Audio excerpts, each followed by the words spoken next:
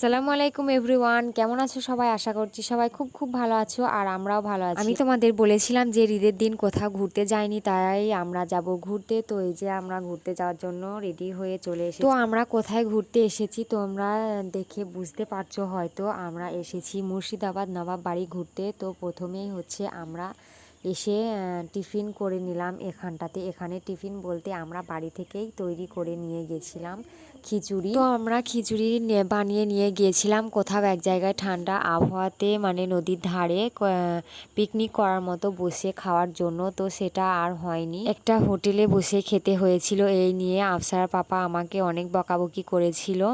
তো যাই হোক, ঘোরাটা তো আর মন খারাপ করলে চলবে না, তাই আর কি এখানটাতে আমরা হাজারদুয়ারির ভিতরে ঘুরে চলে এসেছি। আর এখান থেকে কিছু ফটো তুলে নেব, তাই আর কি সবাই রেডি হচ্ছিল। আর আমার আফসারাকে বলছি সুন্দরভাবে দাঁড়াতে, আরও দেখো কতটা সুন্দর করে গিয়ে দাঁড়িয়ে পড়েছে ছবি তোলার জন্য। তো আমার ছোট বোন এখানটাতে বলছিল যে একটা ছবি তুলে বার করে নেওয়ার জন্য।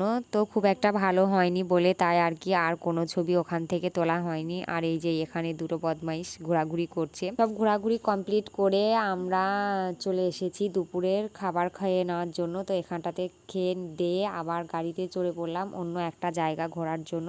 তো আমরা কোথায় ঘোরাঘুরি করলাম সম্পূর্ণ ভিডিওটা দেখার জন্য চ্যানেলটি সাবস্ক্রাইব করে